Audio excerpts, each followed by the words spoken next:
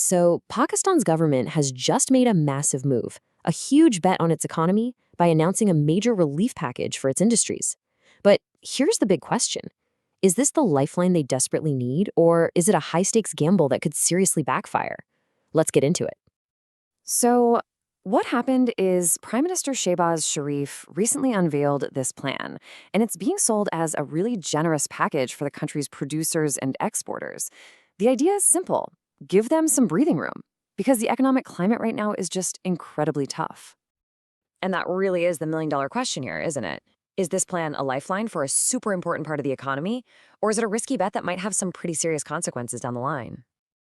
Okay, to really understand why the government felt they had to do this, we need to put ourselves in the shoes of Pakistan's exporters. You have to see the kind of pressure they're under to get why this was seen as so necessary. I mean, just imagine for a second that you're trying to run a business in Pakistan right now. You are getting squeezed from all sides. Your energy bills are through the roof, the interest rates on any loan you take out are crippling, you've got a heavy tax burden, and on top of all that, the competition out there on the global market is getting fiercer by the day. So, the government's goal here is pretty straightforward. They want to ease all that pressure, help businesses become more productive, and ultimately make Pakistani exports more attractive and competitive around the world. It's really a direct response to these huge economic challenges. All right, so let's get into the nitty-gritty. What's actually in this relief package? Well, the government has rolled out some very specific measures that are designed to help, and to help right away. First up, and this is a big one, they're cutting the price of electricity by over 4 rupees per unit. For any manufacturer, any factory, energy is a huge, huge operating cost. So this cut puts money directly back into their pockets. That's a major deal. And it doesn't stop there. They've also slashed what are called wheeling charges. That's basically the fee for transporting electricity to less than 9 rupees a unit. So it's another targeted attack on those sky-high energy bills.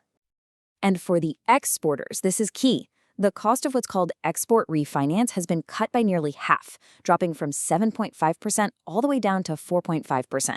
This just makes it way cheaper to get the money you need to make your products and sell them overseas. So on the surface, this all sounds like fantastic news. But, and this is a big but, this is where the story gets a lot more complicated. Because while the relief is great for businesses, the announcement has left a whole bunch of really critical questions unanswered. And these questions point to a much bigger economic gamble.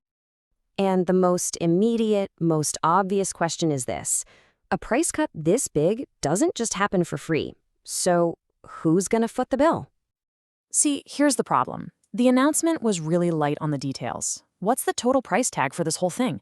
How exactly is the government going to make up for that lost revenue? Are regular households going to see their own power bills go up to cover the difference? Or is this all just going to get added to the national debt? Right now, these are just massive blank spaces in the plan.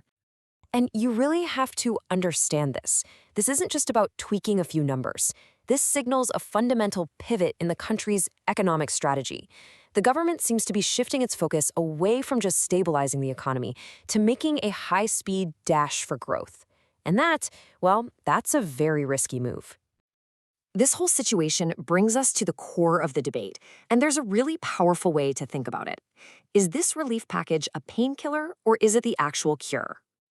Think of it this way. The subsidies, they're the painkiller. They offer temporary relief, right? They make you feel better for a little while by masking the symptoms of inefficiency.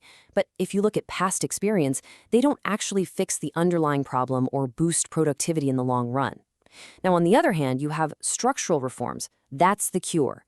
They're the long-term solutions that actually improve the entire environment for doing business, which is what attracts stable, reliable investment. One's a quick fix, the other is a real sustainable strategy. And that's the heart of the issue, right? The painkiller, the subsidy, it does nothing to treat the deeper illnesses in the economy. It doesn't fix things like low productivity or an unpredictable regulatory system.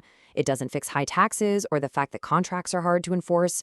Sure, cheaper electricity is nice, but it's not going to solve these fundamental, deep-seated problems. So what are the stakes here? What happens if the government chooses this path, this quick fix, over a more difficult, long-term solution?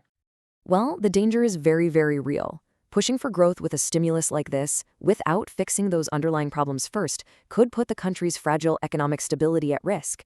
And that stability was incredibly hard won to begin with. An editorial in the newspaper Dawn put it just perfectly. They said, subsidies cannot substitute for long-delayed structural reforms to improve the investment climate and export competitiveness. In other words, you can't just put a Band-Aid on a broken bone and hope for the best. And that leaves us with the final critical question. The path of real deep reform? It's difficult, it's slow, and it's often not very popular politically. The path of subsidies, on the other hand, offers a quick, temporary fix. The choice Pakistan makes between these two paths will probably determine the long-term health of its entire economy.